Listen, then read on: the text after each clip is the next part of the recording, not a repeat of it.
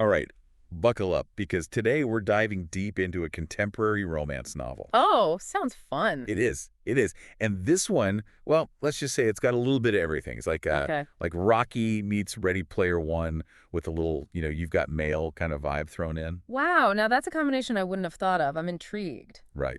So to get us started, let's meet our main characters. First, we've got Mick, Okay. a former, you know, kind of troubled kid who turned his life around and found his passion in, of all things, boxing. Oh, interesting. Yeah, he's training hard in Vegas, pushing himself to the limit with this super demanding trainer named Pedro. Ah, the classic demanding coach. Gotta love that. You can already see the sweat and the discipline. Oh, yeah, totally. But Yeah. here's the thing. Mick's also got this, well, this soft spot for his childhood friend, Josie, Okay. who, by the way, is dealing with her own battles. She's a super talented gamer, Nice. but she's had to deal with a lot of, unfortunately, online harassment. Oh, that's rough. It is. She's even had to keep her real identity under wraps, to protect herself from this relentless stalker. Wow. So you've got the tough boxer and the gamer facing online threats? That's a cool contrast. It is. And what makes it even more interesting is they have this really deep history. Grew up together, practically like siblings. Ah, I love that. So the relationship has this strong foundation already. Exactly. They understand each other in a way no one else can. Hmm. But about that stalker. Yeah, what about him? Well, Mick, being the protective friend he is, decides to try and connect with Josie online.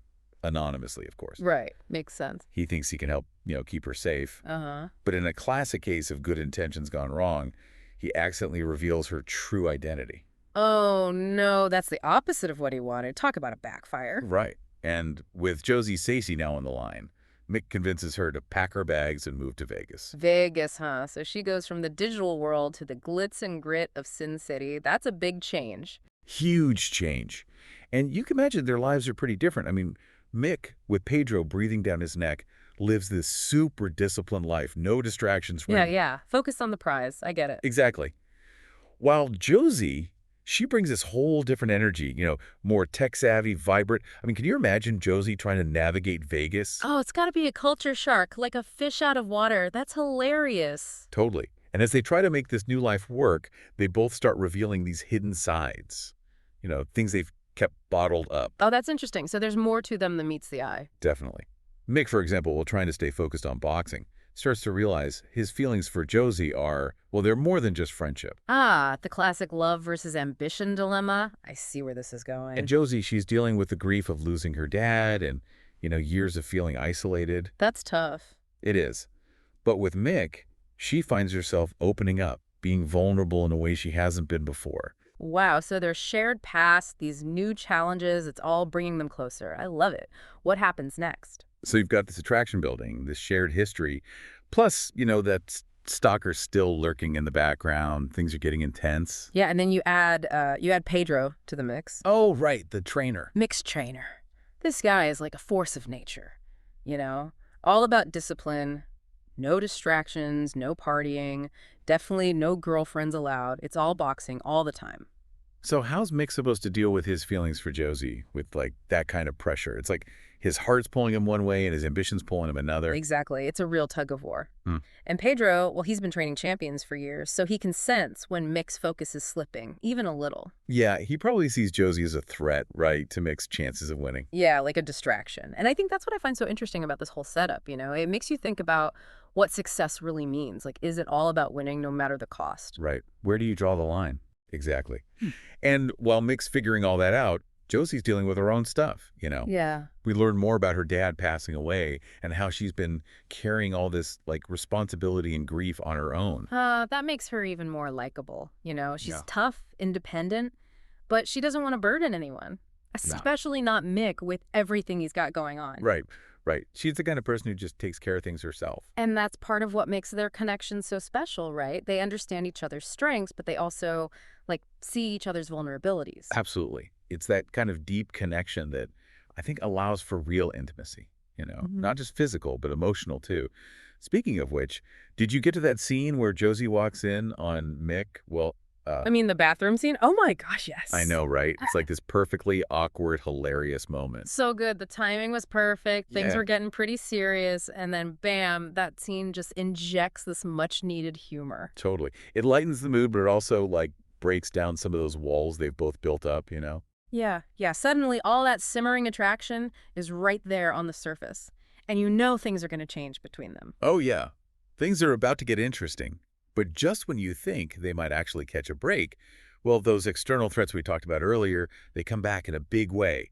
You're constantly reminded that there's still danger lurking around every corner. Like with the stalker, right? He doesn't just disappear. Exactly. Yeah. And it all builds up to this confrontation that puts everything on the line.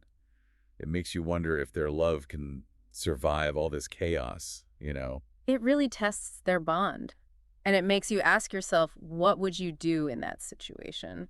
Would you fight for love even when it feels like the whole world is against you? Such a good question.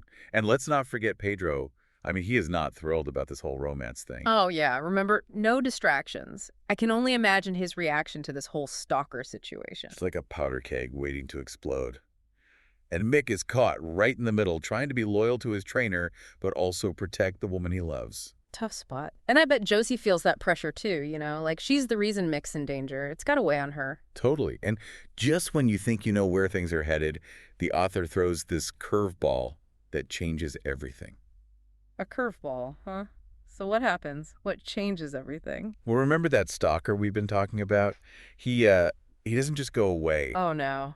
Things get they get pretty intense, like really intense, to the point where Mick and Josie end up in this confrontation with him. It could have gone really bad. Oh, wow.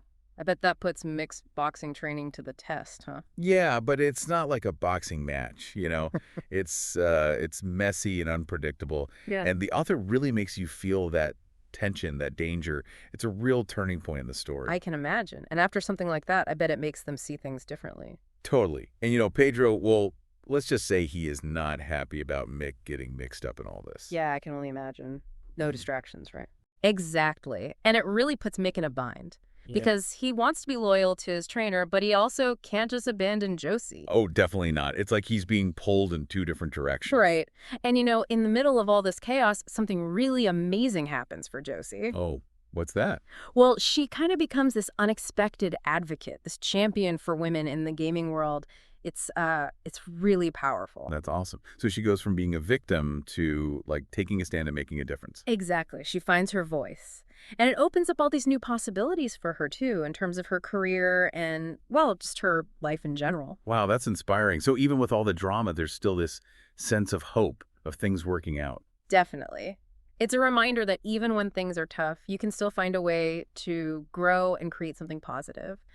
And as for Mick and Josie, well, I won't spoil the ending, but I will say the author wraps things up in a way that feels really satisfying. You're left feeling, hopeful. Well, after this deep dive, I'm definitely adding this book to my reading list.